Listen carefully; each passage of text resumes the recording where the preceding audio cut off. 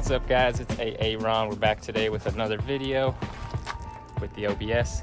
If you've seen the title of this video, you already know that we're going on a field trip today over to Rockport.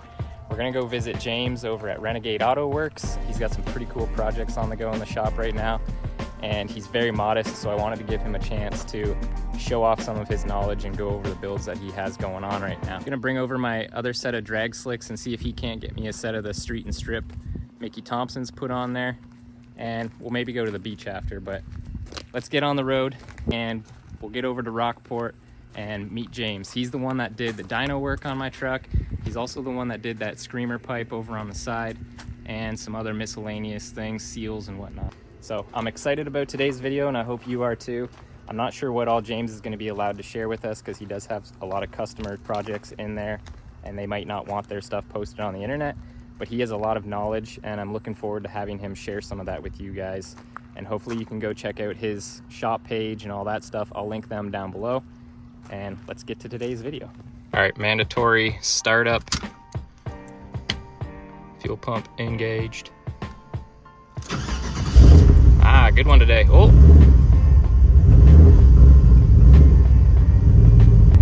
All right, we're moving. It's hot. I'm sweating as usual. Surprise, surprise, it's hot in Texas. I've adapted to carrying a little towel with me to wipe my sweat until I get going, because this truck doesn't have AC, unfortunately. It's a future upgrade, potentially. But we got to go get some fuel real quick. I hope I got everything with me. I don't really need much, just my phone. I brought my cooler for some drinks, which I just realized I forgot to grab a drink out of the cooler, so I'll do that.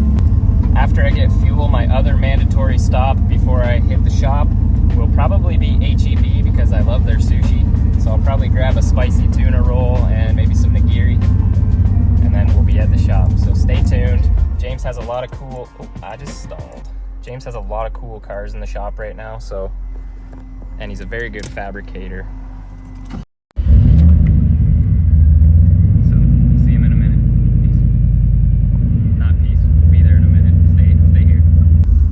I just grabbed this Clamato, and I grabbed a water out of the freezer, or out of the ice chest.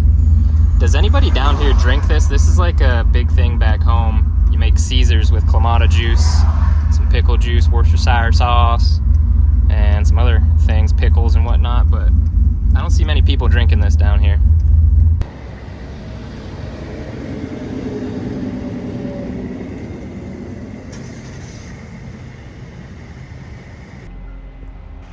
Full tank of fuel. Doesn't want to focus. Full tank of fuel. Let's get back on the road. We got an hour. Woo! That's a wide load. Damn, dude. Guys just trying to bust around everybody. Serious pipe rags. Got a little bit of rain. Alright, we're about 10 minutes out from HEB, grabbing some lunch. I did hit some rain this time on the way to Rockport, so it's a good thing I swapped out my drag radials yesterday for my street tires. So that was good. The windshield wipers don't work that great, but I did wipe the whole windshield down a couple days ago with some Rain-X, so that helped. And it was just a light rain, so it's all good. But we'll be at the shop in a little bit here, gonna grab some sushi, and we'll be there. Stay tuned. All right guys, here's what I get at HEB for lunch. Okay, first and foremost, spicy tuna roll. Delicious. Second, if they have it, the tuna and salmon nigiri. Also delicious. And this is my second time getting one of these. Mango citrus. Tastes pretty good. Alright, I haven't even eaten one yet, and I already got soy sauce on myself. But here we go. First bite.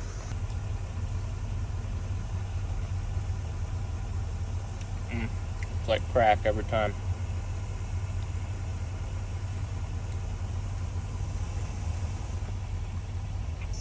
Alright, on to the second roll. I already put some soy sauce on it. I usually go with 2 packets of soy sauce. My wife is a soy sauce fiend. Pretty sure she could drink it, but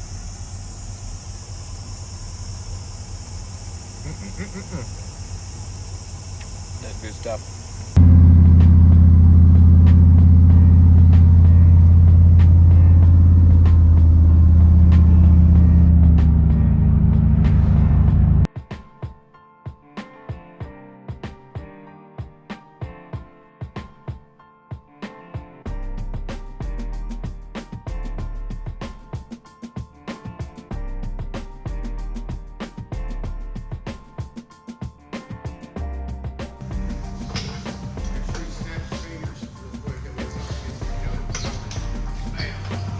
do a the action.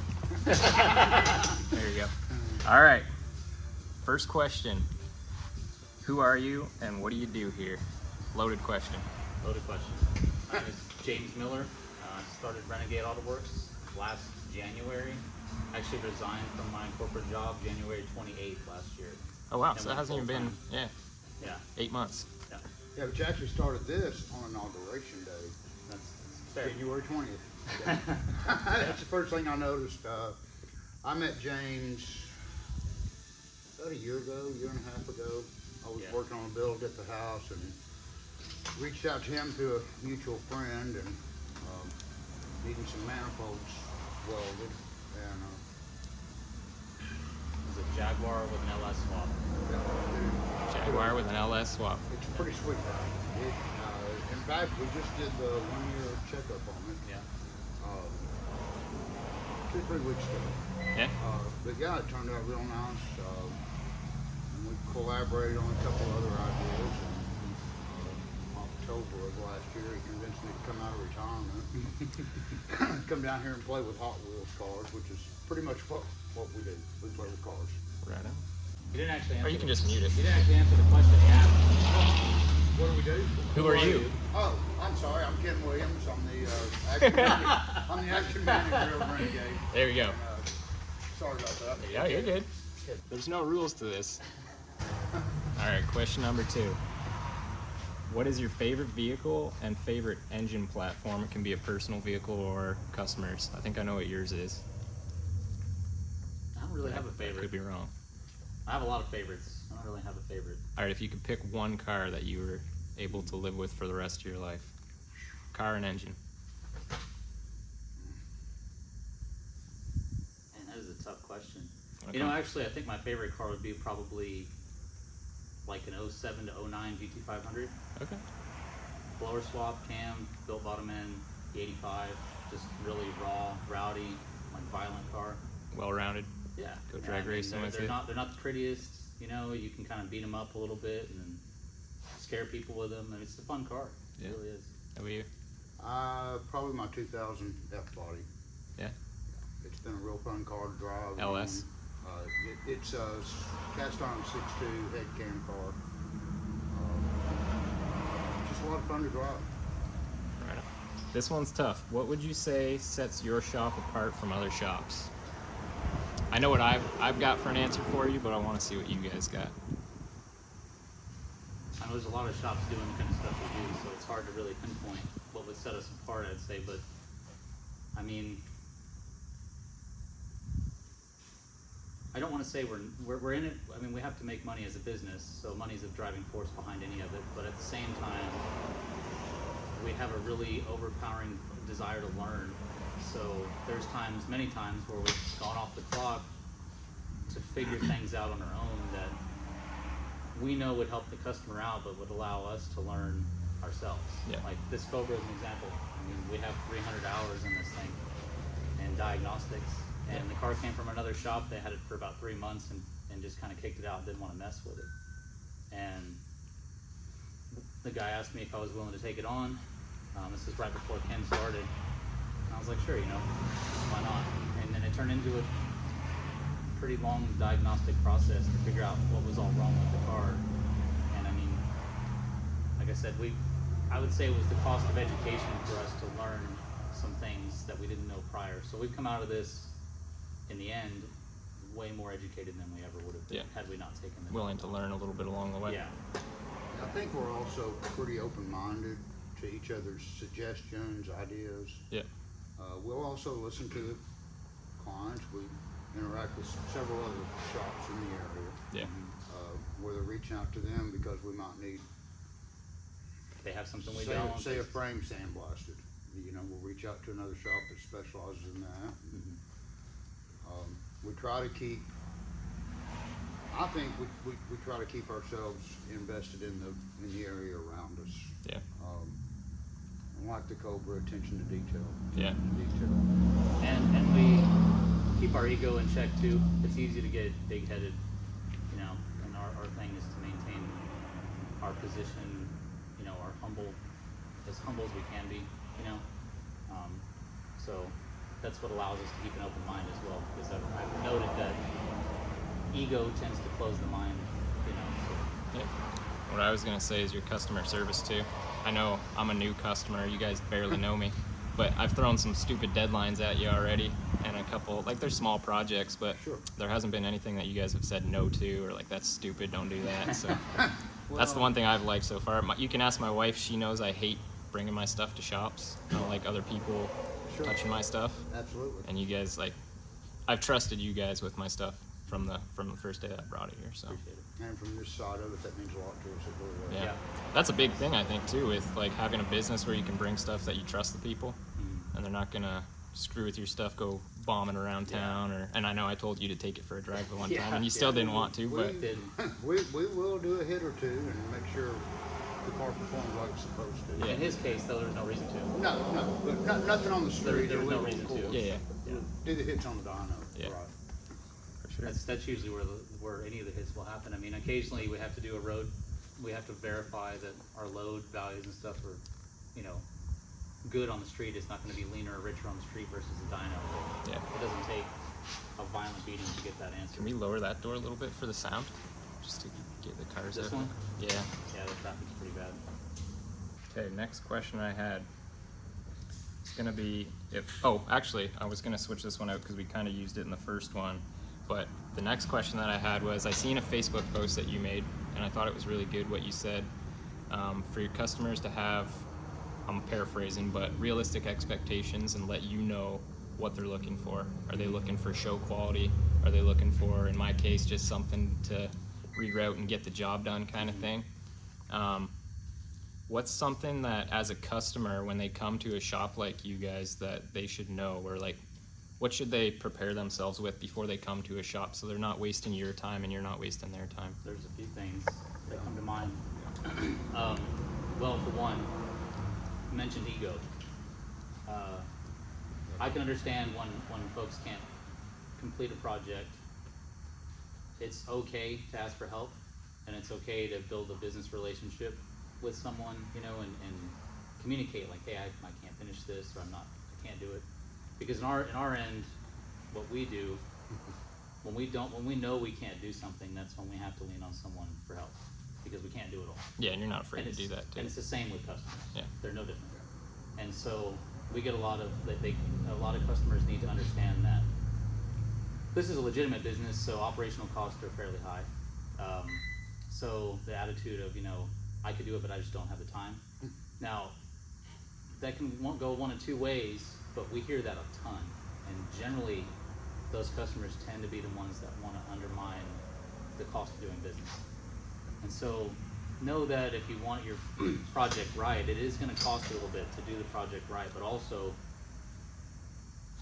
we're not going to be like a lot of shops and burn you for every hour. Even if we have a little mistake or a little setback on our end, that's not going to be pushed to the customer. Like, You're not charging people to learn. it's a balance. It's a balance between billable hours versus our learning hours, and customers should not have to pay for things that we maybe have to learn in the process. You have a natural overhead with a business, so. Yeah. So generally, we don't pay ourselves a lot. I mean, I legitimately just paid myself for the first time last week since starting the business, like an actual formal Paycheck. paycheck.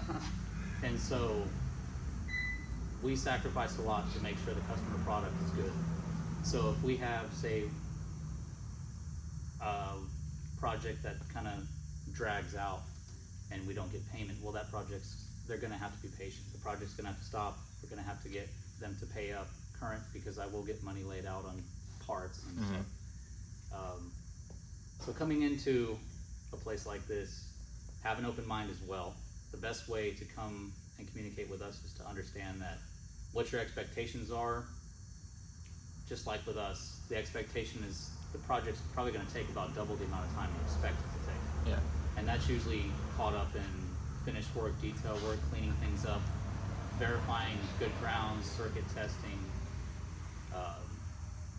So when we develop an estimate or quote in the beginning of a project, we try like hell to stick to it. But we also can't see every part of the vehicle. I mean, we Yeah. can throw them in a lift, we can go underneath them, we can comb over the whole project. Yeah, you don't know the background, what shops it's been to, all that and stuff. So the expectation of customers wanting a quote over the phone for a car we haven't seen is extremely unrealistic. You kind of got to get it here and be ready to. If our name's going to be on it, I mean, we put a lot of effort into wiring things well, you know, terminating things well. So expecting us to build a quote based on the assumption that the wiring is good is where usually people mix their expectations. Yeah. And if you're not mechanically inclined bringing your vehicle here, there's some background stuff that you might the customer might overlook and not realize you got 5 hours into just troubleshooting some wiring, right? 100%. So, Well, and 100%. I think some other unrealistic expectations come from, you know, back 5-10 years ago, there was a lot of shows out there where they'd go drag a car out of the field and have it running and finished in a week. And the TV magic. yeah, I mean, if you've got 10 men standing around and Yes. unlimited throw bodies funds, at it, yeah. absolutely, I can do that. Yeah, if you have varying sources of income for the business, which is always smart, you can pay guys $40-50 an hour, and you can have 6 to 8 guys going, or if the customer's willing to pay, you know, Absolutely. For timeline fees, basically. yes, Yeah. you can put a whole crew in a vehicle and you can have the job done in a week. Yeah. But you have to be ready to pay for the money quick, right? Yeah. What's the saying? Good work isn't cheap. Cheap work isn't good. Yeah. Exactly.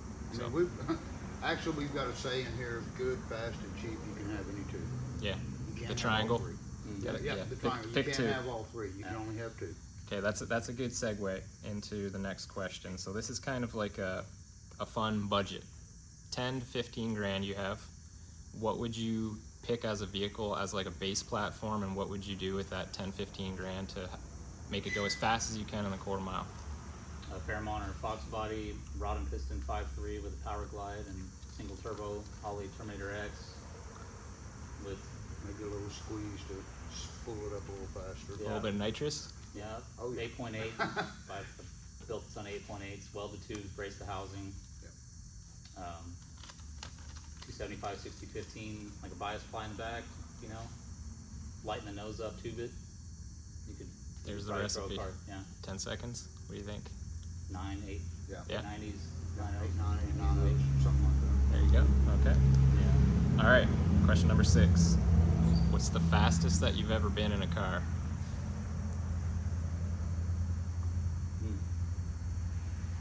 152 in my C4 Corvette. 152. Sent All a picture of it to my wife, and she got mad because I was taking pictures at 150 miles an hour. right. At the track, of course. Disclaimer. Yeah, sure, yeah. Yeah, it was definitely on track, yeah. I'm not sure how fast I was going. It was, you probably remember the story. It was the night before the Texas Mile. I finished up a twin turbo Coyote. Yep.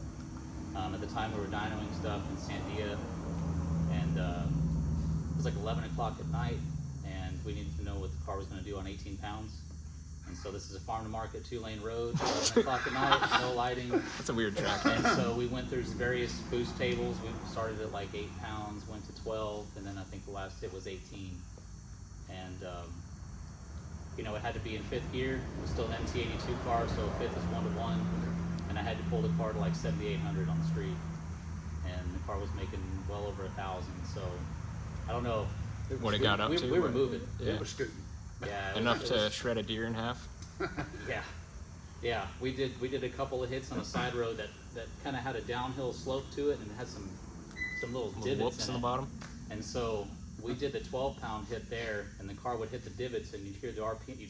The RPM would kind of Lift a climb. little You'd bit. feel it kind of upset the tire a little bit, and then it kind of grab. And I was like, no, we're gonna go to this other road. And I've never seen a Mustang with a ranch hand, but that feels like that'd be a Texas thing to do. It was sketch, man. It was pitch black too. I was like, after it was over, it's like, man, I'm glad we got out of that. Yeah. Somebody was watching over you. And the worst part was one of the cold side housings was just touching the frame rail, and so it was picking up false knock.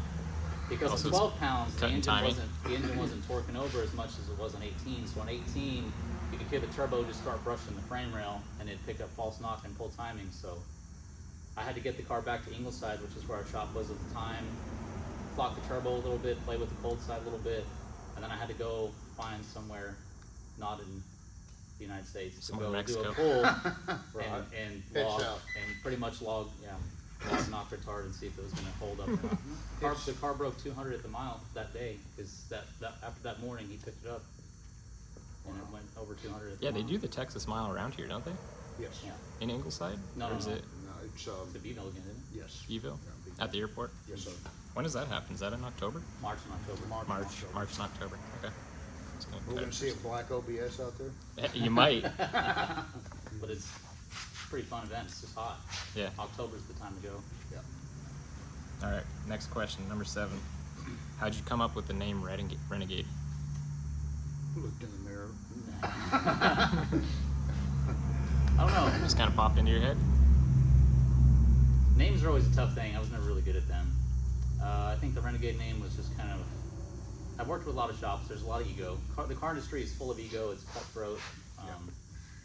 People will do whatever they can to tear businesses down. If they don't agree, they don't like you, they don't like what you do. There's a lot of that kind of stuff. And in my position, I really didn't want any of that. I've always liked working with other shops. There's enough work for everybody. So. Working with other shops, working with other people, you get to meet a lot of neat people, and you get to learn a lot of neat tricks that we would have never thought of in the process, right? So that coupled with, like, I think just some of our approaches to our builds, they're a little bit different than some of the cars I've had my hands on over the years that were built elsewhere. Things that are passable to a lot of customers that shops will do, and it's not knocking the shops, it's not that they're doing it wrong, it's just when I see the finished product, it just kind of bugs me. I don't know if I don't necessarily like it. So It's not up to your standard. Those are areas that I focus on more than the whole picture, or just small areas. What about you? I mean, that's where I came with Renegade, was just non-traditional, kind of. In my world, Renegade's kind of a mindset. Yeah, a little bit. That, we will go Renegade on a build. We will. But at the same time, our definition of going Renegade on a build is spending an extra 10, 12 hours. Make it perfect. To make it perfect.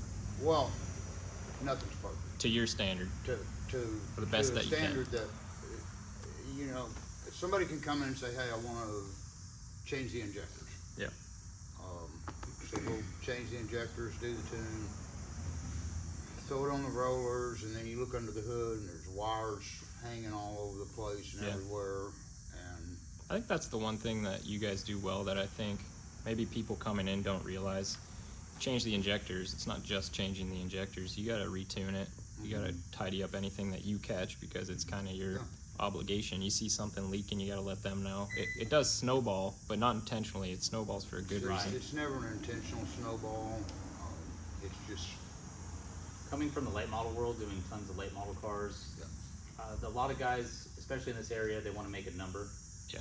And they want to make the number, but they don't care what it takes to make the number. And these cars are on stock suspension, stock transmission, stock converters, nothing special. So then the cars are all over the place, dangerous. Yeah. And I can't tell you how many guys do cam installs on trucks and stuff around here and don't change the torque converter. And these trucks are rolling around, pushing through the brakes at traffic lights, no vacuum, no power, just a dog. You have the they go too big on the you have the unfortunate curse of having the knowledge of all this stuff, right? So you see it like that, and you know what it takes to actually make stuff work properly. So it's hard for you to unsee, right? There's, and I know Ken's probably noticed that there's times when a car will roll in and my eyes I'll gravitate to a couple of things almost immediately, and right away. That's not right immediately. Yeah. Vacuum line on a bypass valve, a boost reference on a regulator, vacuum lines of the car has vacuum actuators. I can tell if it's hooked up wrong. I probably got a couple of those. Your truck's actually pretty nice. No. It's actually very nice. It's weird because when you've seen enough right and wrong times, it's almost painfully obvious, and it just stands out at you. You gravitate to it almost immediately. Yeah. All right. I got some food related questions. So these are for the friends and family. So. All right. Favorite spot to eat in Rockport area, or Aransas, for that matter? Mine would probably be the Irish pub in Fulton. Irish pub. Yeah. All right. Good choice. Nice outdoor seating, really. Yeah. The food can be a little heavy though. It can, but you can sit on the patio, you can watch the bay. Is it called Irish pub? Oh. Wow. Yeah, it's down in Fulton. It's pretty neat place. All right. Really staff. The boiling pot's a good spot. Boiling pot? Also good. Seafood or what? That's the one down the road, right? It's in Fulton also. Yeah. It's actually. I'm thinking the wrong way. Well, Couple blocks away from the pub. You got the SA Bowl House, I think, down here. Oh, okay. There's a different Yeah, one. this one is. It's been around for forever. Okay. Really Right good on. place. All right. Next question. I'm from Chatham, Ontario. You guys know I'm from Canada. In Chatham, Ontario, is the birthplace of the Hawaiian pizza. You guys ever had Hawaiian pizza? Pineapple, ham? Yeah. Yeah. Okay. What's your thoughts on pineapple on pizza? Yay or nay? I like it. It's nice to cut the salt with the sweet. I can't do a lot of salt, so. Okay. It's The usually. sweetness of the pineapple cuts the salt. It's kind of a good balance. I'm out. I love salt. Keeps my blood I pressure know. where it needs I to know. be. I've tasted your salty. So yes to pineapple and no to pineapple. Yes, No, to I find can't- out, I will throw jalapeno on I it. Oh, can't. okay. There you go.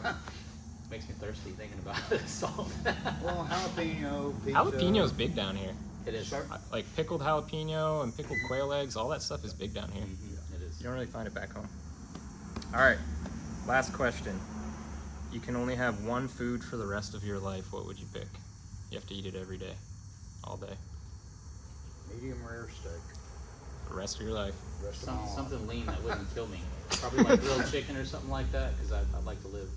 Medium rare. Medium rare steak's not gonna kill you. Come He's on, living the man. life of luxury for the rest of his No. life. I mean, I'm 30 years older than you, and I've been. I know. I may have drank a beer or two in my We life. have different genetics. Yeah. Goes a long ways. Yeah. So. All right, that's all the questions I had. You guys got anything else you want to answer or tell them or? I've really enjoyed watching some of your stuff. Oh, I appreciate it. really have. In fact, I watched the C20 video last night. Oh, nice. It was really cool to see. What kind of dirt bikes are those? I got two Hondas. I got a CR250, a 2003 two-stroke, and then I got a CRF 450R, so four-stroke. It's 2019. I've owned both. I raced motocross for Oh, yeah? years. Yeah, that's why I limp around. Nice. But yeah, when I was looking at the video, I told my son, I go, shit, he's got a CRF. Yeah. That's Got four-stroke and a two-stroke. Yeah. Yes, sir. Which one's your favorite? You can't beat the two-stroke sound, No. but Yeah. for cruising around, doing trails and track and stuff, that's the 450 for sure. That's the way I. Yeah, That's the way you I can't do beat it. the electric start and all that, but if you're trying to have fun, the two-stroke's where Now, it's mine at. didn't have electric start. It was Opal and all. Okay. Yeah. Yeah. Yes, sir. Yeah, two strokes are fun. Yes, sir. You got any questions for him?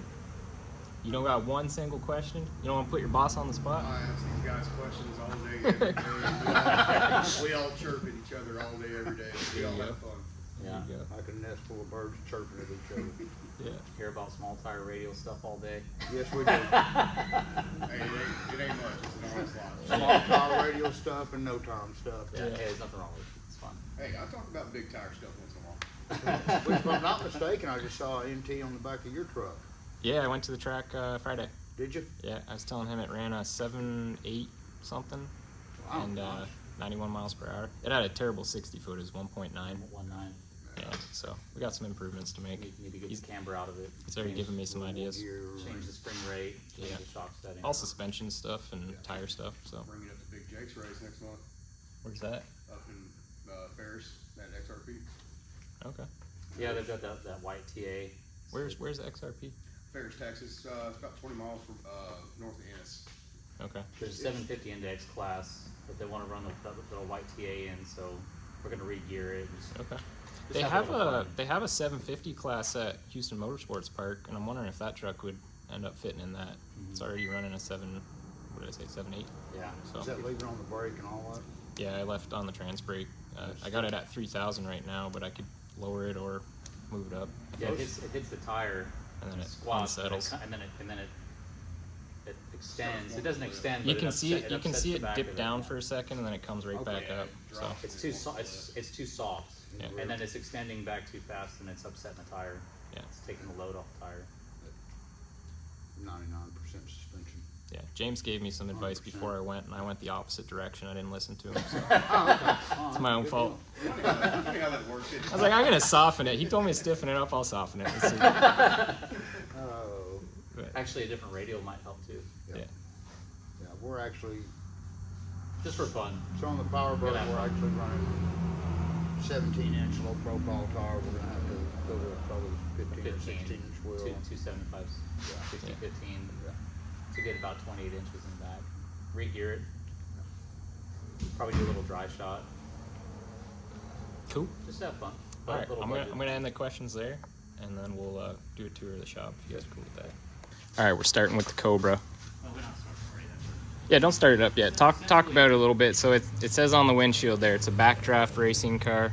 Yeah, it's got a Gen 2 Coyote with Orla ITBs and a Haltech Elite 2500. The car came in quite a while ago. I mean, we're going on a year since we got the car, to be honest with you. Came in as a no start. The shop it was at for about 3 months had found on this main bulkhead down here, the power wire was completely loose from the manufacturer. But once we got our hands on the car, initially I was able to get the car started, and the diagnostic process started at that point, which was basic testing, running the car every day, not driving it, but at least firing the car up to see how repeatable the startup was. And then on occasion we had to move the car outside to shuffle some things. We had a smaller shop at that point. Yeah. And what we picked up on the car, which was unusual, was when the shop was AC'd at the time, so when the car was cold it would fire up just fine.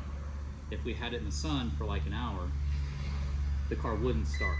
But if it was in the shade, the car would start. So immediately noted that there was a heat-related issue causing a no-start condition with the car. So when he had the car be in an enclosed trailer, it'd be hot, there'd be a no-start condition. And so as we got to start repeating the issue, we determined that initially this car was an igniter car. It had a Haltech HP8 igniter, that the igniter was bad after a few various tests. We put an igniter in the car, which essentially became a sacrificial igniter because the igniters don't just fail, something is taking it out. Yeah. So to be able to pinpoint the other issues that came with the car after that, we replaced the igniter, got the car where we could actually run it, drive it, and pull logs. And I think at that point we were 2 months in the car, just getting the initial problems to start determining the patterns of the initial problems, and then we got the second igniter, got the car where we could drive it, and then from that point, that was about another month and a half of about daily, at least about an hour a day, easy diagnosing. And you know, we notified the customer. It's like, look, man, diagnostic stuff doesn't happen quick.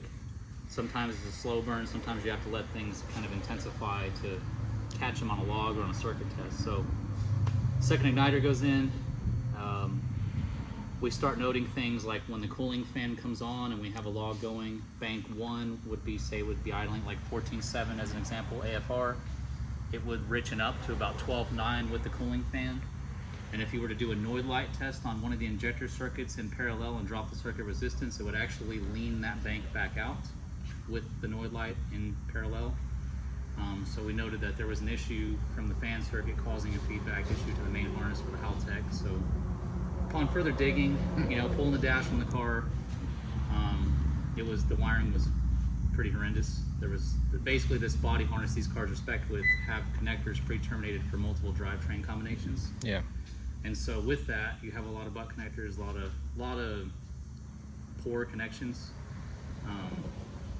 And then we also found main grounds loose, not enough grounds. So there's a multitude of issues. A lot of basic stuff. A lot of basic stuff. Some of your cooling fan and some of your amp control circuits were run through, I think, what, a 20 amp fuel pump fuse on the body? Yes, that's correct. So the circuits were not designed for the amperage they were pulling. So after a lot of round and around, we talked to the customer and said, man, the best place to start is to eliminate the body wiring, because we could spend all this time with the existing wiring harness, or we can just go but it's still going to have some issues that you so let's fix that, and let's revisit the drivetrain and the engine stuff. So this is an American Auto Wire heavy duty harness. This is a sealed, like Busman style fuse box. It's around the time Ken had come into the picture. Ken did the majority of it. It's completely built from scratch. Every circuit is terminated from scratch. Yeah, and immediately you can see in the engine bay you did some cool stuff with the ignition coils and everything too. Yes, so down the road, after the wiring was done, Haltech actually discontinued those igniters. So Coyote coils are a dumb coil. It's a 2-wire coil. It's not internally ignited. It's ignited externally. by either, you know, stock style PCM or igniter. So what we did was converted it to LS coils, which are internally ignited. And for ease of maintenance, these are Gen 3 Hemi plug wires that fit the depth of the Coyote plug sockets. So the LS harness, sub harnesses are now all built from scratch and tied back into the Haltech ECU. And so kind of leads us to today. I mean, a lot of figuring, a lot of determining. At the very end of the project, I would say it was about a month ago, Yep. we had the car running. It was still not right. And that's when we started digging into some oscilloscope tests, and we found a really problematic, like, A lot of flow noise. control issue. And we actually had an LS truck here at the time, so we went to the truck, did an oscilloscope test on that, compared the circuits, noted that this had a lot more noise. So after tons of calls, And not enough ramp up voltage. not enough ramp up voltage, basically not enough ramp up voltage to build the charge in the coil to fire it. So what they were doing is they were firing but weak, not Okay. enough. So you'd have a rough running, rough idle. You'd sometimes get spark plugs to go off, sometimes not, kind Right, of thing, because or just very essentially- faintly. Essentially, the dwell is almost like you're building the voltage charge in the coil before it releases the energy. Okay. So what it was doing is it was not building up enough energy to do a full Shot. release of, Okay. So it was releasing the coil, but the coil was Half a say, spark. half full Yeah. or whatever, you know, just not fully charged to release. It was wanting 5 volts, and it was getting about 3.5. 2. Well, on a high it was like 2.9, Okay. 7, so it should have been around 5. Yeah. So it's like 50-60% of the spark that it should have been getting. Exactly. So what that led to was, like, we don't like to throw parts at anything, so essentially the main thing we threw at the car was the second igniter as a sacrificial igniter to diag the rest of the car. So yeah, to get it by, to figure out We what's really going didn't- on. Yeah, we didn't really want the ECU to be bad. We were hoping it wasn't. But it seems as though the wiring that took out the igniters also ultimately had hurt something in the ECU, but it was a slow death. Mm. And so once we had full voltage to everything, everything's acting correctly, I think that was just around the time the ECU decided to check out. The last little. So fortunately I found one of the last elites I could get my hands on, and I overnighted it because I think the night before that, was it? Yeah, it's not before that you built all the new tables and everything. I sat here. Oh, so you had a bunch of time into the tuning and everything. Yeah, so I was just, in my head I was like, okay, I need to go back with the firmware, I need to check all this other stuff. So about the end of the day, we put in the work day, and it was about 5:30. I hopped in the car on the laptop, and I didn't get out of the car until about midnight. And I went through, I updated the firmware in the ECU, and then I went through every single table and remapped every table with all the new firmware, and tried to fire the car, still no fire. Going back to our oscilloscope test, I'm like, okay, this is definitely not anything tuning related causing the no spark. So we had the ECU the next day at that point because I'd already made the choice to overnight it. It was a risk, but and we got laughed at by Haltech for Yeah, well, one of the things. they Really? told us that that was not the case. It was probably our wiring. Yeah, well, Could have been the Not previous them, wiring. not them. Yeah. One One of the reps. not the business. in the defense of Haltech, though, it's a pretty unique ECU. You can actually watch the ins and outs, and it'll say, yeah, I'm pulsing voltage to the coils. They'll give you feedback on everything. Yeah, you can On the data. Yeah, On the you data. can read it on the data. You Yeah. can, and it's got a built-in oscilloscope in the. And the other thing he was saying too is you can switch the inputs and outputs wiring in the actual software. You don't have to re-hardwire stuff like pinouts and everything, Correct. which is kind of cool. Yeah, you can assign it what you want. You can make I it can a send you 12 those volt. videos. I actually took videos of some of those Sure. Yeah, processes. it's a 12-volt trigger or Yeah. 5-volt trigger. You can make it a ground trigger. Yeah, if it's a You half can- bridge trigger, 12 volt. It's- If it's a ground output, It's kind of modular that way. Yeah, it's a pretty nice system. I So, mean, so when I was building that new table, I actually took a couple of clips of like having to map out the cam control circuits. You know, you go in, you assign the wire color to the circuit that it's controlling. And, Yep. But yeah, so we put the ECU in, did another oscilloscope test. It looked exactly like it was supposed to. Hit the key, car fired up. So a lot of troubleshooting with this one. Rewired it, and now you're at the tuning stage. Yeah. Yeah. So And you now it's mentioned you found out some cool things about how this thing performs with the hood down versus the hood up, right. So yeah, fans on, and real life kind of driving. This is the same thing I've learned in like blower cars or any kind of cars, any swap cars. It's like I've had cars come in that would die at You'd be going 40, 50 miles an hour, they would die. Slow down, it wouldn't die. Or if you had a tailwind, you could go 60 miles an hour and the car wouldn't die on decel or clutch in. And essentially it's just airflow. The airflow coming in would create a low pressure zone by the MAF, and even though the MAF was guarded or the filter was guarded, the airflow would come in, create a turbulent zone in the MAF, it would trip the MAF, it would start correcting. It wasn't getting a clean signal, and basically. It would kill the car. And same thing happens with this thing on, like, if you're looking at VE or fueling, I could have this thing idling at 2%. When the fan kicks on, that air comes up through the valley of the engine, hits the bottom of these trumpets right here.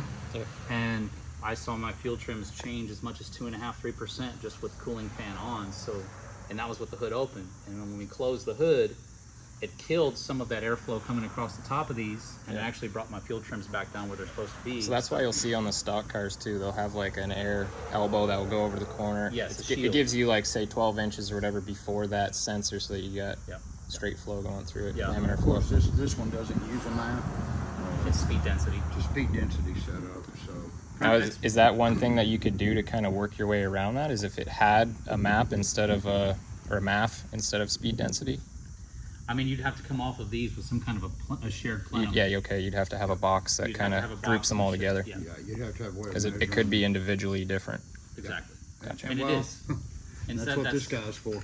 Yeah, I see that. Yeah, so what we're doing is this is synchrometer, and so what we're doing, we're syncing the throttle bodies to make sure they're all in balance with each other. they're all balanced, and after that, then we can get to the auto tuning, things of that nature. Yeah. So Yeah, Cool. because if you tune around and imbalance, your fueling's never going to be correct, because you're not doing cylinder to cylinder tuning, because you only have a set of 102 per bank. So if you were to have like some kind of individual O2s, Yeah, you don't know exactly what everything, unless you had EGTs on each runner or exhaust. It's the easiest car to get in there with a thermal scope and pull up primary temps. You know, pretty tight. externally.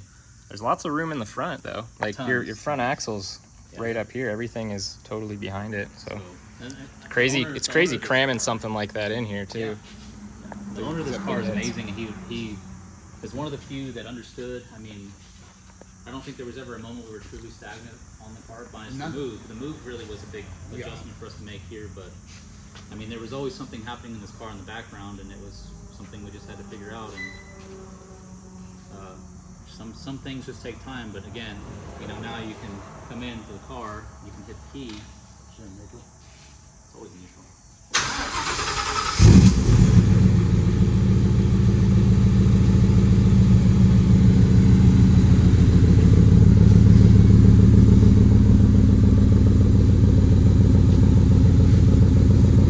It's a really good looking car. Pretty car. I like the this company does the vents on the side. Yeah, it's pretty Kind of aggressive. freshens it up a little A bit. little bit wider too. Is it a straight axle in the rear or is That's it? IRS. It is IRS.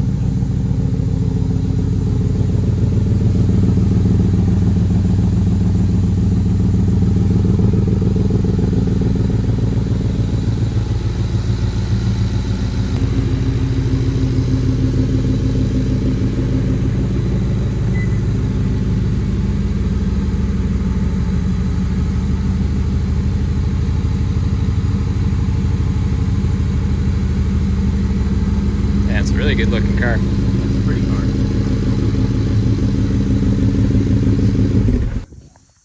And then I did note on intake cam 1, which I still think it's probably, I don't know, it's I've seen it in other newer Coyotes or new crates. Gotcha. Intake cam 1, when it gets to full temp, it's retarding the intake cam about 3 degrees when all the other cams are commanded 0 and they're at 0. So Even when you're commanding 0, it when you're goes. commanding 0, intake cam 1 is rolling to about 3 degrees, which is quite a bit. It's enough to change your. Is that a your fuel. mechanical issue then, you It's think? likely that there's a mechanical issue, but we're not 100%. We wanted to get all the balancing done. Again, don't want to just throw parts at it. But this car had a multitude of problems because even when it was running okay for him, he had mentioned the car was underpowered. So and then the longer he'd drive it, the hotter it'd get. the hotter it get, It'd die, be no start. yeah. So he didn't get a whole lot of driving time out of the car without having to go back and park it and it leaving him stranded and all that good stuff. So I think you said at the start, how much time do you already have into this? 300 hours. 300 hours. How much longer do you think you got until it's ready to go at the door? Hard to say. I would say probably at least 20. Yeah. So another week or so of Yeah, heads down on it. Balancing the ITBs out, and if it were to have a bad cam phaser, I have a background in Coyotes. I've done a lot of them. I mean, we could have the cam phaser done in a day or less. Especially in this car with all the nose room, we just have to wrap everything aggressively. I was gonna say not an easy job by any means with Yeah. with how much going on in the front of At least these. it's on bank 1, because on bank 2, even to get the plugs out, you have to pull all these tanks out. Oh yeah. On that side, we have some space, so if we had to do a phaser, we could, Without having to drop the without motor. it being some massive undertaking. Yeah, I mean, all of this will have to come off the front. All of this will have to lay down. If for sure I have a suspicion it is, because I have seen and dealt with new Coyotes having cam phaser issues. But it would be a shame for this car to have had so many issues collectively in one unit for what they cost, right? So, Yeah. But Do you think the owner will care? Like, how much is one of these brand new, I guess, if you were to get it from Backdraft with the Coyote and everything? I would say, I see them going for 109 to 120, but it's hard to say with this spec, because Haltech Elite costs a decent chunk. The ITBs, that's $8,500. Yeah, so you're looking at, before it even got here, 100 grand into the car probably, or more.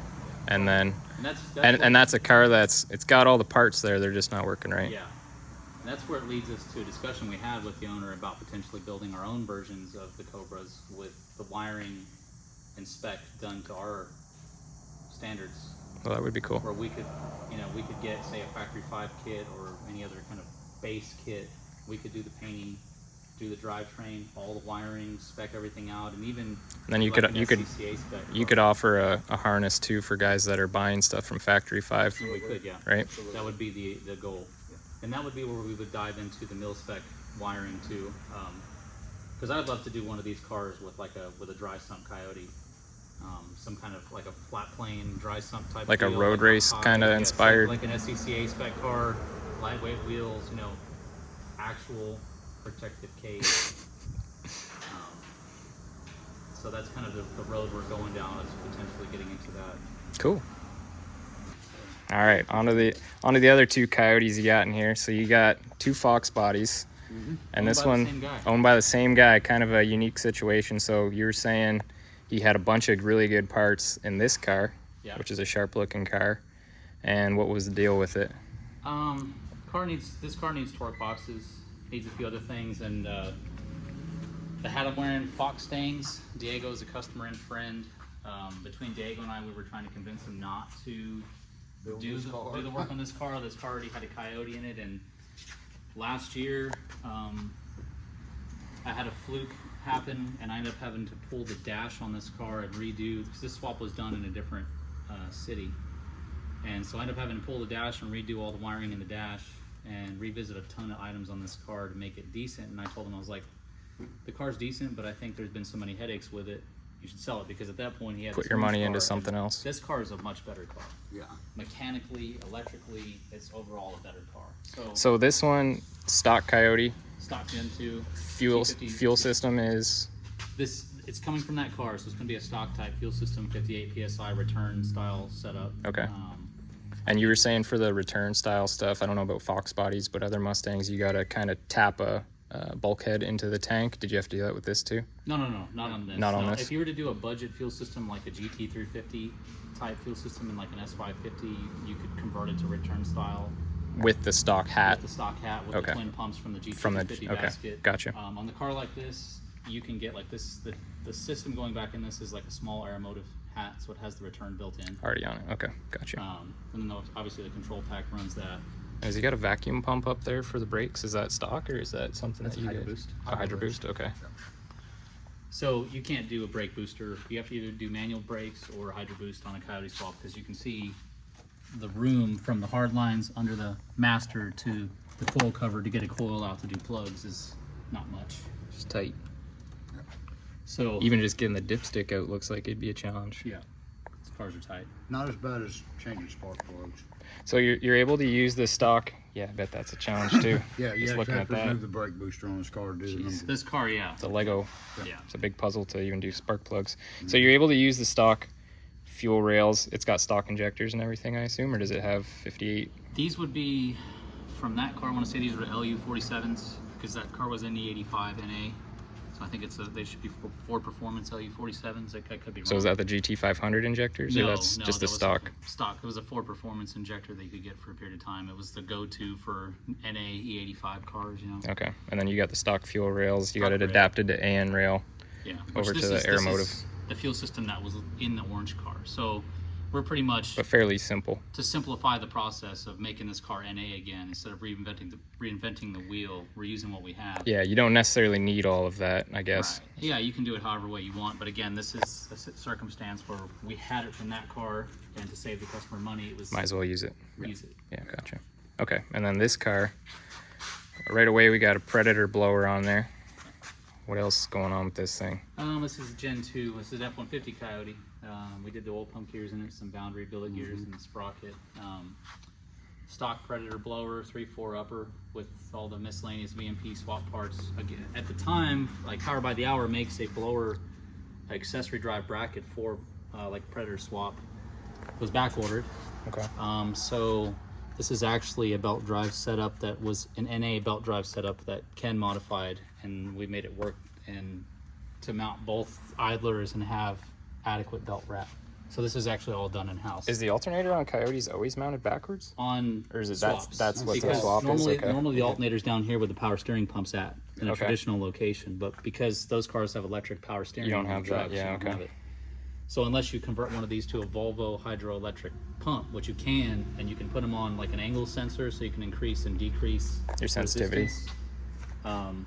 If you're doing a traditional power steering setup, then that goes in place of the OEM alternator and you flip that 180. Gotcha. What's But this? And you said that's all from Power by the Hour? this is Power by the Hour NA stuff that we modified because the Okay, part gotcha. to run the idler bridge for a blower swap was back ordered, so we had Okay, to make it I gotcha. happen. Yeah, so we had to build it in-house, ensure that we had correct Engagement grip on the that. upper pulley, Yeah. things of that Good nature. belt line. Yeah. This guy here, so this is a ice tank. What it does is it chills the coolant or water. Going through the blower. Coolant, yeah, going through the blower cooler. Do you guys run just James- pure water in there, or is it coolant? I'll use like a water wetter or a little bit of antifreeze in it just to keep. Just to So you're not dumping ice in here all the time or anything like No, that? It's a no. contains. And this is more than this car needs. I assume Yeah. this car make maybe 8 to 10 pounds boost. Of course, the tank we built in yeah, house. this tank was all built in-house. The air Oh, okay. intake. I built the air It's intake all as well. in-house. Is that aluminum? This is actually stainless. That's stainless. And this, The tank's aluminum. Tank is aluminum. wow, Um, tucked it in there so pretty that's good. all- that was a process. I building bet. that tank. But I also built this bar, bent all this up, built all the brackets to mount the heat exchanger. Again, it was for this car, so I actually had to modify a couple things. And because this car has a little bit of a twist in the frame rail, that's why this plate isn't true, because that plate had to be welded to match the To match- frame rail on the car. to match this car? That frame rail's not 100% true in the front, so. Right on. But yeah, so I had to bend all this up, make all this plate. This is a GT500 heat exchanger. I've been doing this for years on like SN95 and Fox cars. Is instead of using the AFCOs they sold for Terminator Cobras that were about Tiny. 5 inches tall, I started that putting big deal. GT500 heat exchangers in everything. And so then I just would make the bumper bars and make the bracket setups to run these heat exchangers So instead. stupid question, does that go back up to your Yes. coolant reservoir up Yes. there, and then the coolant reservoir feeds the blower? Yeah, so essentially your They're all the cold- same system. Your cold water goes into the intercooler and the blower, where then it's pulling heat out of the air charge And of then the goes blower. down through here. The hot water comes down through with the pump into the heat exchanger, where then the heat is then drawn back out of the water and circulated back to the tank. Gotcha. So that's all one big One system, big system. just for the One blower. reason we don't use a lot of antifreeze in it because antifreeze will attract heat And holds heat. and hold heat. So you can actually drop, by minimizing the amount of antifreeze in the system, it'll run cooler IATs because antifreeze will hold heat. Gotcha. That's why antifreeze properties, like it doesn't freeze, Yeah. it retains heat. So once it's hot, right? Gotcha. So the big thing is just having some kind of lubrication in the system, so a little bit of antifreeze or water wetter in the system is all we use. That's the one thing I learned fairly quickly down here is heat is the enemy with Yeah. these swaps, especially, right? So you got to try and keep everything really cool. Another thing people don't, and they underestimate with these cars is AC. And I will say this till I'm blue in the face, because this is a 4i car, this is an 86, so it has a ton of grill area. And so what you need, especially at stoplights for AC condensers, is airflow, right? So this car has ice cold AC. I did this AC in this car about a year ago. So you got the condenser in between the Yes. actual, so the Yes. fan's blowing through it. So these fans all the weren't time. on it originally, but these fans help pull air through here to help cool the air charge or cool the water, and then obviously they benefit as a secondary source of airflow through the condenser. Yeah. Which the condenser's job is to dissipate heat and pressure, right? So And then you've also got on the backside pulling air through. Yeah. So you got double fan. yeah. So on a car like this, where you have this is all the grill you have, and that's all the surface area you have to come up with solutions to get airflow through the condenser. So Yeah. And I noticed, I don't know if it was a car parked out front here, but you had mentioned sometimes you open this up. yeah, so Diego is a friend of ours. He's got the blue Coyote Swap car with the F1A on it. That car actually has about a 6-inch thick intercooler for the Pro Charger, but that was another issue where the car would blow the high pressure release off the compressor because it would overpressure the high side and it'd blow the relief valve. And reason being was because it did not have enough airflow because the intercooler, the grill, and everything up in the front of the car was stopping airflow Just from pretty much traveling through blocking the everything off. condenser. Yeah, so You're the what? one time the car wouldn't blow the high pressure out. You're 2-3-inch pieces of tape away from completely blocking off the front of the car. 100%, yeah, and so Diego added in a port right here. I had mentioned Diego. The other thing you need. He's to the one do with the is- blue car, right? Yes. Okay, I think that's the one that I seen it on. He told me the other thing you have to do is put a better radiator and fan combination in it because the fans are not pulling enough. Okay. It was like a cheaper fan combo. It Amazon. wasn't getting enough airflow pulled through it. So by opening that up, adding, a higher CFM fan combo, it's getting to a point now where the AC is going to be. We'll bring the car back, recharge the AC. Now the compressor is going to have to be replaced. But stuff like that, people overlook. Yeah, all the little details, but that's the stuff that you guys have learned over time, right, with doing a bunch of these. I'll give you an example. This car was swapped at another shop. Gauges did not function, no functioning AC, no AC lines in, nothing calibrated, just kind of slammed together, and it was, I think, over 30 grand to do the swap. And that was with no integration to the car, just a running car, you hit the key, it runs. Standalone kind of deal. And essentially we rewired the entire dash, had to add a bunch of stuff to make the gauges communicate, because they just didn't communicate, they just powered on with the key. And redid the fuel system originally on the NA fuel system that was in this car. Yeah. So there's actually a lot we've revisited and redone on this car Yeah. before the blower install. So not to throw shade at other shops, but that seems to be kind of a common theme with what you guys end up doing is reworking previous problems and making it actually work how it should. And I don't think it's the shops. I think 90% of the time, we've dealt with it too, is if you have an employee issue or an employee that's rushing through the job, they can Cut corners. cut corners and not care. And about sometimes shops do get swamped. They're just trying to get things out the door, or a project's been taking a while too, right? Yeah. So and- get and- too big too fast, and Yeah, I'd say we're one of them, but we're not rushing them out the door either. Yeah. We still, we had one of the last cars we sent home. I think we went off the clock. The car was about done, and we spent another 6 weeks getting it dialed in, wow. just to get the car up. And the customer's happy with it, and that's what matters. Yeah. But yeah, we had the car for another 6 weeks after it was back up and running and done to Yeah. get all the quirks and bugs worked out of it to get it right. We don't care to rush them out the door. People will get impatient with us. We get a wait list. They get impatient because of stuff they can't get the stuff in, but we got to make sure it's right. Yep. So does this have, or I guess, do both of them have a standalone control system? Or are they running off the factory Coyote computers, or what do you got? Ford Performance control packs in both. Okay, the control packs. Yeah. And Power by the Hour makes a control pack Yes, too. I Is love that that control is pack. that the same thing, or is that a totally standalone? It's a standalone. This is standalone also. Okay. That's a standalone as well. But from Ford. I do like the Power by the Hour control pack better. So I have based on my an 05 S197 that I'd love to Coyote swap. Do you think Power by the Hour would be the way to go with that for control pack? 100%. I think 'Cause I they actually have a ones that you body can- harness now for the S197 I was just gonna say, car, I think too. you can integrate it into the body harness with those. Okay. Cool. So what year is this car, the gray one? It's 87 to 93, somewhere in there. 93, I think. He's got some subs in the back. It's not a bad car. It's got, like I said, the engine bay's pretty. And then the orange cars, the 4 eyes, so before 87. 86. 86. 86. Yeah. And I like the interior on this car because it's got the Corbo seats, and then it's Yeah. got kind of the cool analog looking. The Dakota Digital VHX series. Both of these cars have Dakota Digital VHX gauges in them. Oh, cool. And then it's got the battery in the trunk. I've mentioned this before. This is Ford Innovations FC3. I run that in everything. It's Yeah. a staged multi-pump fuel controller that runs off of hobs. So you kind of talked about that to me, and explain kind of, I guess, what that does. And even when you're not running, like you said, for say their fuel system in the tank, it's good to have kind of that stager. It's a good controller to run any fuel system. Even the blue truck on the lift with the LT4 has this same system in it. And what it does is, off your engine management system, you would tie it into remote 1, which is your primary pump trigger, and it's got an isolated power and ground with a breaker, so it has circuit over protection in it, or over current, or protection. And then you run a hob switch, which is like a 2 psi pressure switch that's up in the engine bay on the side of the engine. And so when it sees boost, it closes that circuit. So this power goes through the hobs closes the circuit, it returns back to remote 2, which triggers pumps 2 and 3 if you have 2 more pumps.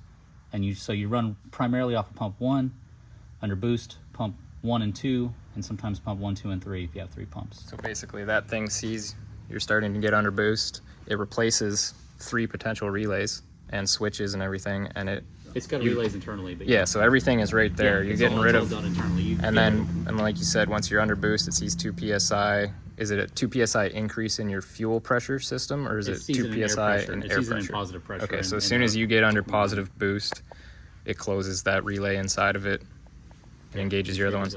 And the other cool thing about it that you were saying is it's got connections outside of where the fuel pump wiring is. So if you have a fuel pump go down, you can unplug it, swap it over, and go over to pump number 2 as your primary. It's actually cool because these are actually set screws and they're coined right here. So if you can't get to your connections to the pump, you just undo the set screws and you swap the power wires around, and then you can drive the car home on the second pump. So when I spec the pumps out, I generally will spec the pumps out bigger than they need to be as somewhat of a protection method. I mean, you lose a pump, you lose a pump. It could be a bad day, right? But I try to go big on the pumps. The customers do have to spend extra for the bigger pumps.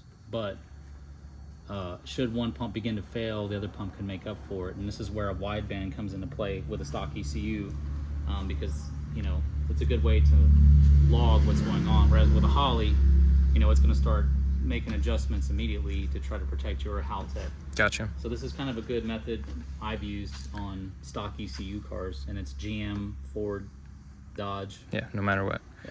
So anytime you're running more than one pump, you'd say that's kind of a must-have. Oh yeah, I use it for everything. Yeah. I use it for everything. GM, like I said, any swaps. It doesn't have to be a Ford Innovations. This has a Ford Innovations hat and stuff, but it can be aeromotive hats. It can be external pumps. It could be anything. You could have 2 external pumps in parallel. You could trigger them with that. Doesn't matter how you. As long as your fuse and relay circuits are spec to size, that's all you need. So that's all the Coyote stuff that you guys got in the shop right now? For right now. For right now. But you do a lot of Coyote Yes. stuff. We do a lot of Coyotes. And we got some LS's in the background. You want to talk about those real quick? This is more of a budget-oriented deal. This is an LS3. It's going in a 97 C1500, which we've got out in the back. Back's kind of a mess right now, but we have the truck out in the back for cleaning out the engine bay, addressing a few items. But yeah, it's an LS3. It's got a Texas speed cam in it. And then this is kind of a cool deal. That's an LS3 as well, crate. That is going in the 64 Impala over here. We've got to make the push to get these Mustangs out where we can start the tuning process, because the Impala is going body off. And Oh, this is going to be body off? body off, ride tech suspension all around, the quick performance 9-inch. It's getting rack and pinion steering. We've got 14-inch brakes going in the front, 13s in the rear. Ride Tech coilovers or Ride Tech airbags? Yeah, that would be cool. Already bagged. It's already bagged. Okay. So we're probably going to redo the compressors and switches and solenoids and all that stuff in the back, because this car sat for a hot minute. Is the trunk open? Can we see what they got for setup? I think the trunk's I don't know if it's fully latched. It'd be cool to do a before and after with this car, kind of seeing how it's sitting right now, and then once you guys are done with it. Is he going to be doing disc brakes too? 14-inch discs in the front, 13 in the rear. from? Getting new custom wheels, even though it has some nice intros that came off the car. It's getting some new stuff.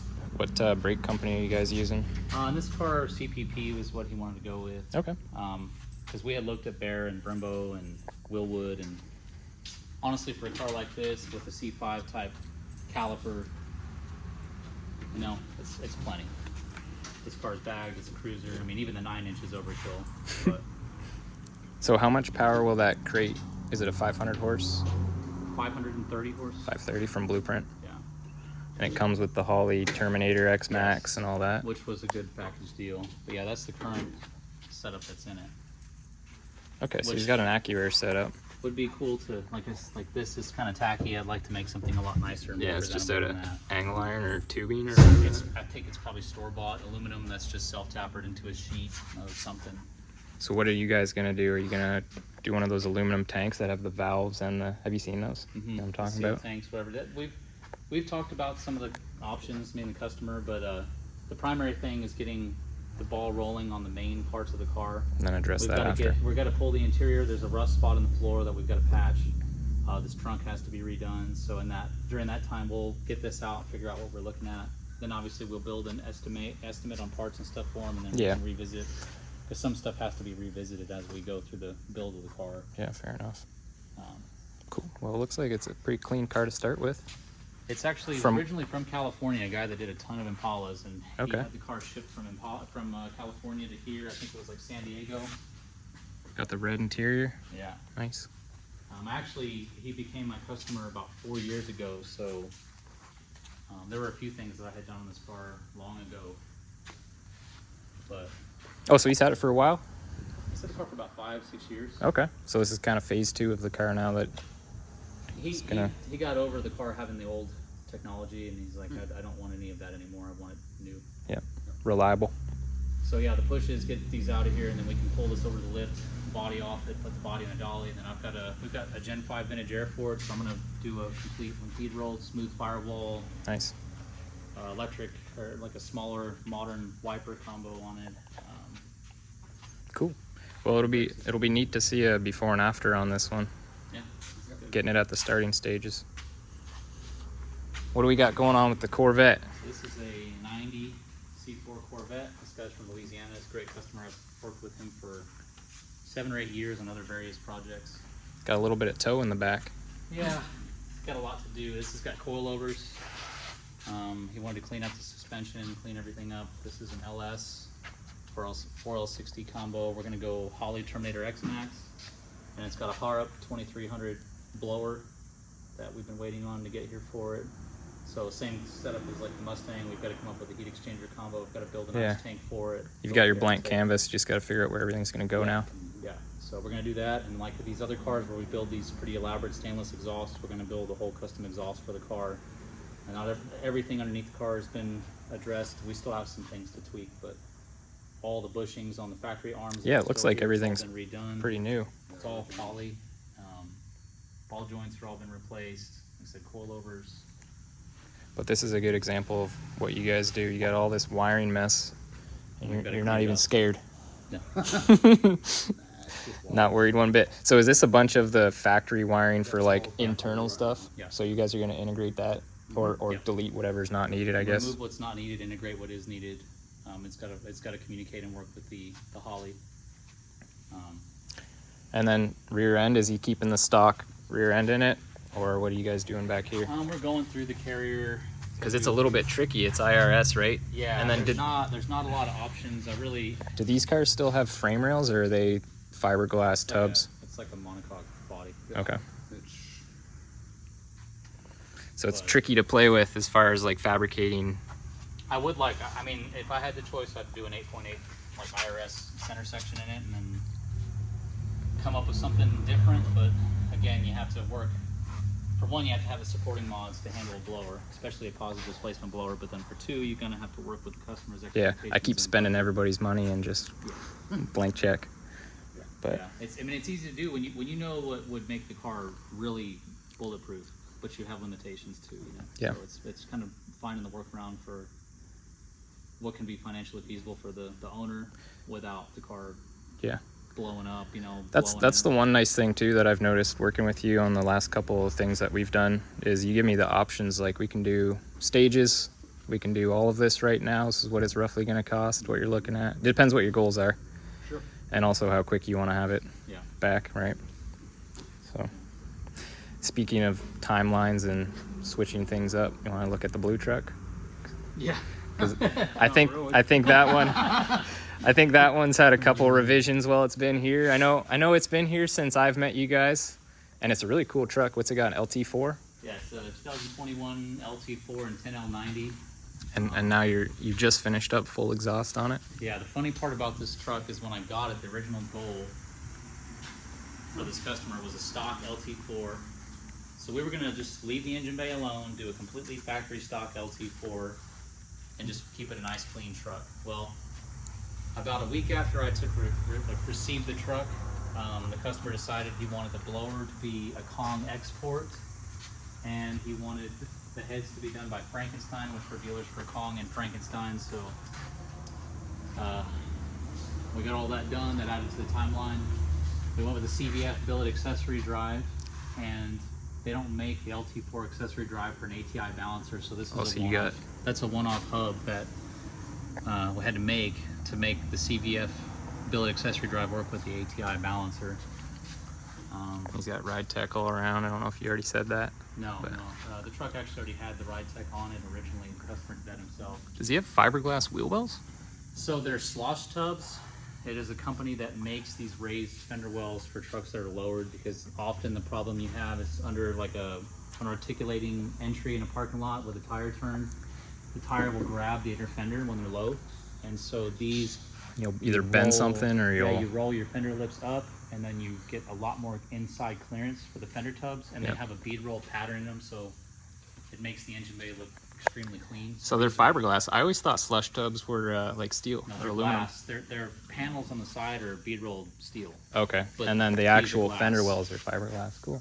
But they're nice and smooth, it looks like, from the inside, right? Yeah, so they're all engine matched on the inside. It's GM Inferno Orange on the engine. We even shot the radiator support, and this is the same concept as the Black Mustang. This is all one-off. Like, we spec the heat exchanger, the pump setup, all the intercooler system, and it's the same with the integration. You know, all the factory AC, ABS, and airbags are still in the truck. What's that guy do? That is the MSD? solid-state fan control module. Okay. That's triggered off the ECU.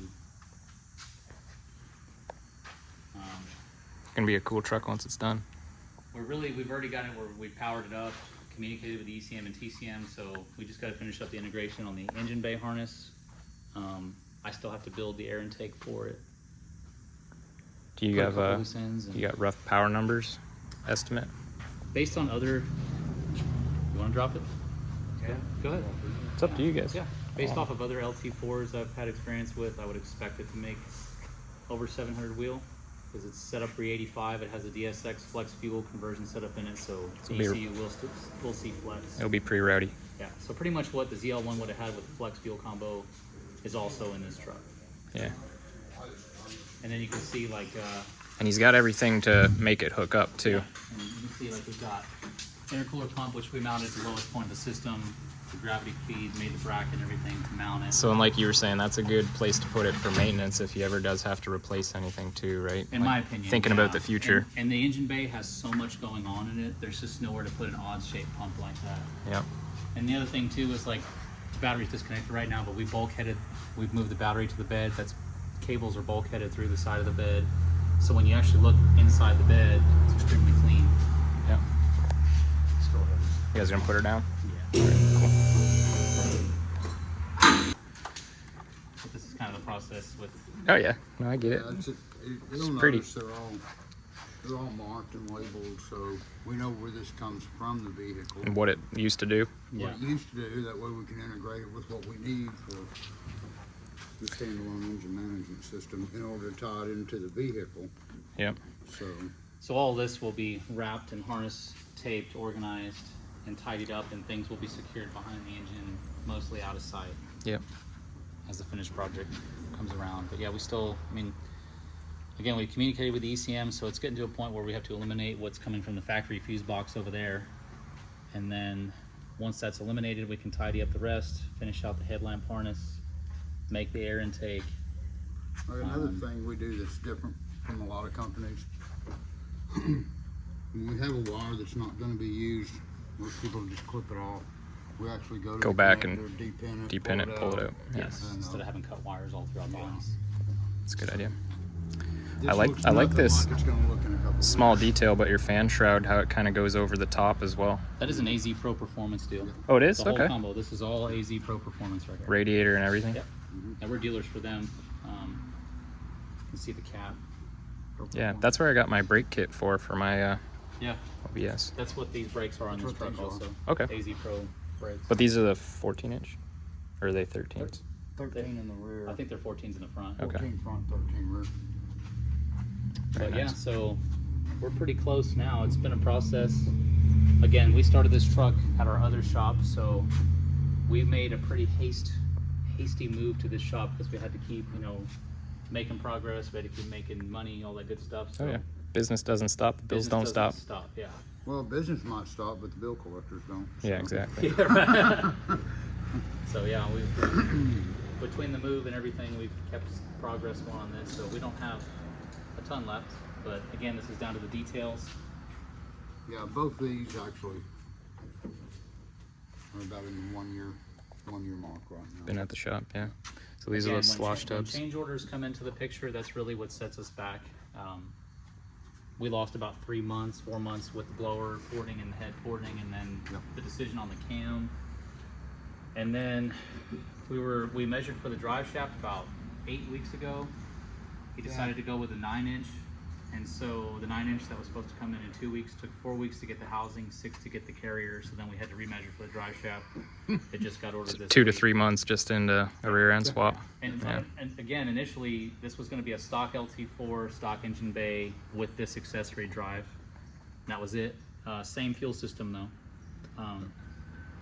But it escalated into him wanting to do the engine and and stuff. now he's added an AccuSump to An it. AccuSump we oil have- accumulator. So we have to pull all this left side of the engine back down so we to can put put the all that fittings, in employment. yeah, and then so, I mean, stuff like stainless bolts on all of your All the finishing touches. snout and Yeah. everything. So I actually blew this whole blower apart, masked everything, and at our other shop, I turned the bathroom into a paint booth, and I got this. That's base clear, infernal orange, and it was cold PPG, outside. and it was cold, so I had that. Got so a I had space heater going in the bathroom yes, and a I had mask to on. use- I had to use a torch to sweat all the moisture out of the aluminum. Look like you got a meth shop in the back. Yeah. It was crazy. So yeah, shot all that in the Methanol. Methanol, yeah. Methanol, yeah. But you know what? That's a good thing. That's kind of a compliment from him that he's seen how you guys did the first steps of the truck and wanted to keep going with you, right? Get you to do a bunch of stuff. In his mind, we took too long for a period, but then he actually looked at the truck and he's like, man, Doing a good job. I didn't know that you'd done that and that. And the more he looked at the truck, the more he found. And Yeah. Yeah, so we did the whole engine bay, all the painting here in-house, which meant he didn't have a front end on it then, obviously, but we had to completely get everything off the firewall. Yeah. It's not a small undertaking. Right, get it prepped and what. This is the original wiper motor. It worked good, but it looked kind of nasty, so we just cleaned it up and just with detail things that would make or break this thing. I mean, It's gonna be a show truck by the end of it, right? So I think it's clean. I don't think it's show truck clean, but I think it's enough to maybe win him a couple of awards at an event if he went and had the hood open. yeah. Oh, sorry, man. no, you're good. But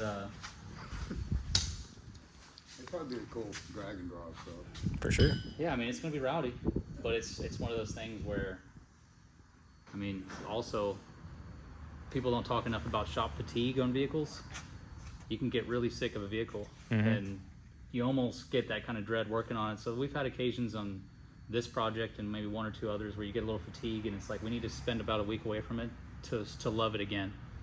Because the thing about it is, we love often the cars that we're working on. I mean, we genuinely are excited about what the outcome is going to be, what they look like, and so if your head's not there in the project, I'd almost rather it sit for a week and let us get it back in the game on that project Rather than start cutting corners or just trying to get it done. yeah. I agree. Some of this is a labor of love more than anything. So And you'd be surprised, you get to a point where you're trying to figure something out, trying to lay it out. take a week off, come back, and it's right. It's already there already, yeah. Immediately. You already figured it out. You could spend in like in payroll and stuff, you could spend 15, 20 hours on something that if you took a moment away from it and came back to it, you could figure it out in an hour. Yeah. And I think that's the thing with building cars and stuff. People don't mention the psychological or like mental health side of it too. There's a little bit of all of that at play. You can ask my wife. There's definitely a mental health side of it. I had a wiring issue on my truck, and I think I was like a grumpy old cat for about a week until I could figure it out. So yeah. But it's the same with us. I mean, we don't know it all, and sometimes things present themselves during the project that we would have never anticipated, and we just got to figure it out. You know? Yeah. We can't often. And I hate to say that we do have people we can lean on, but on all of this, there's nobody that we can really call. It's just got to figure it out at the end of the day. Yeah. Heck yeah. And sometimes that takes place at a breakfast overlooking the ocean. Yeah. And we will do that. Yeah, you got to step away. Yeah, we do. You got to step away. We'll plan like on a Friday. We'll go to like the beach lodge in Port A and have breakfast on the beach and talk about whatever's going on. And all of a sudden, something will pop into your head. Little moments that we have helps. It kind of helps you remember why we do what we do. Yeah, because it's easy to hate it. Like, well, it's a job, right? So end of the week, you've got 50, 60, 70 hours into something. Yeah. You need a break. And you've got, you'll have people coming in, blowing you up, getting frustrated. Hey, that's not done yet. I'm like, man, I mean, when it's done. That's the side of the business people don't see, right? It's constant. It's constant. I've had people come in berating us and stuff for taking too long, and what you do is you kind of kill them with kindness. Like, yeah, you're right. Could have done better. Could have been better. Yeah, and every one of them come in berating, I could do this. I just don't have time. Yeah, there's a lot of that. That's the common theme. There's a lot of that, and vendors too. The blower on this Corvette is an example. It was supposed to be here in 3 weeks. We're on week 6. At least week 6. It was supposed to ship Wednesday, but they never supplied tracking, so we're gonna have to call them. I've called them twice a week since the point of sale. Sometimes I could get them to get back to me, sometimes I couldn't. Now he's doing more office work now to give him a break on the shop work, and he's dealing with the same stuff. So you get to chase people down on the phone. Give an example. Looked at a set of rods. Was it a set of rods or something you looked at? The price went up $40. Oh, yeah. Bucks? Yeah, in 2 days. Oh, everything's gone up. Yeah, it was a rod and piston kit. I want to say $40, $45 overnight. Yeah, since COVID, supply chain deadlines have all gone down. Yeah. Shipping's gone up. Prices have gone up. All across. And a lot of vendors kind of just give you the FU when you try to get an answer out of them now. But they seems pull like the money out immediately. Oh yeah. They take the money and run with it. Yeah. Well, it's kind of like, I think they're kind of like a kid that you let get away with sneaking out of the house or something. If you don't do anything about it immediately, and I think. Well, and how are you supposed to hold them accountable? They already got your money, and you're kind of at their mercy. I think COVID, whatever you think of it, I think it gave them an excuse. Yeah, exactly. And so now they're still following on the same. It made life easier for them, and so they maintain that habit because it made life easier, I would think. And if you can hold somebody's money for 6 weeks before providing a car. Absolutely. The biggest dilemma with that too is trust. You want to maintain your trust with your customer base. And so, I mean, Ken's heard me get on the phone with somebody and be like, I need you to provide me with some form of information of why this hasn't shipped yet so I can provide the customer with something. Because what am I supposed to tell You're them? at the mercy of another person, Right. another company. We gotta stay on top of that too. Kind of like that middleman that gets yelled at from both sides. Yes. Yeah, exactly. Yes, it's got its fun parts, meeting new people, experiencing new things, going to events, that kind of cool stuff. But then it's got a lot of headaches and stresses that It really does. I know I've texted him at times and said, man, I can't, I'm done. I'm over this. I'm not genuinely. Got to take some time away. Yeah, and then I know he's probably felt the same way at points. I've been told to stay home because I was burnt out the day before, and it was 100% true. No bullshit. I try to be in tune with what the guys are feeling. Yeah. And if I can tell that there's something not right about them, like if he's kind of more negative or more, pardon my French, but bitchy, I'll usually ask him, hangry. Just forgot breakfast that day. I'll ask him, be like, are you all right? Yeah, I'm fine. And I'll ask him 2 or 3 more times, and he's finally like, I'm just wore out. I'm gonna fucking go home then. Take the day off. Yeah, get a break. Come back when you feel like it. Yeah. Yeah, I mean it's what it's, and then he comes back and it's a whole different. Fresh. Yeah. It's new Ken again. Yes, sir. And so I mean you're up against the wall, and again the bills don't stop, and you know, with my background financially, I don't come from money. I don't have family with money, no trust funds, no nothing. Like everything is built from nothing. Hard work. It's just hard work and Yeah. Hard work in the front pocket. yeah, risk. Yeah. Putting my personal finances at risk to, Yeah. with the, I guess it's a little bit of ignorance, a little bit of, Hard-headed. a little hard-headed. Yeah, just Maybe a little ego. I believe in it enough to put myself in a position for it, you know. Yeah. So Well, and you know you can deliver on the end result. yeah. Also, no balls, no blue chips. Sometimes you just got to get up and do it. Good. So we got this cool Foxbody. It's got a 427, 427 and then it's small got block Ford, bead locks in the back. Those are kind of neat. custom And you said McFab. a company over in Corpus makes those. No. This No. is McFab. It's not local. Okay. You can buy wheels like these SVE wheels, send them off. They cut the hoops off and they convert them to bead locks. Okay. But it's a 427 small block Ford. We're doing a Holley Terminator Stealth on it. EFI fuel system tuning. We should have this thing wrapped up this week. And then obviously if I have to have any period where cars outside or inside, I still clean them up before we deliver them. So And this is the same guy that has the blue Foxbody, same guy with right? the blue Fox. Yeah, so I can put his information down below. Yeah. And what's the deal with this guy? Another Holley Terminator Stealth. It's a small block that it's got a bad Holley carb on it, and you know, he just wanted to drive his truck, so I'm putting Holley Terminator Stealth on it. Dakota Digital VHX gauges are going on it. Holley internally regulated fuel hat in the stock tank, and the second tank will be converted to a transfer tank. And then you got a nice Camaro on the trailer that you picked up today. Kind of have a bit of a sad story on that one. 68. The owner has terminal cancer. Don't think he's going to make it to the end of the year. His daughter's inheriting the car, so even though we have a pretty full book schedule, I couldn't foresee anybody that would be able to take the project on and get it done. So we decided, in all of our madness, we're going to squeeze this thing in and make it happen. But it has an LS2 and a T56. Dakota Digital VHXs in it. And we pretty much have to wire it, fire it, clean up some of the engine bay wiring, and finish up some plumbing, do the exhaust, tune it, and give him a chance to enjoy the car while he still can. And when he goes, his daughter can have the car and enjoy it too. Yeah. So Really nice car. Hell of a nice car. Yeah. So it's got a, like I said, it's got a quadri-link in the back, coilovers, subframe connectors. Really, really nice car. Yes, sir. And then we got an old clapped out OBS over there hiding. Put some more money into that thing, make it go faster. It'll get better. Cool, man.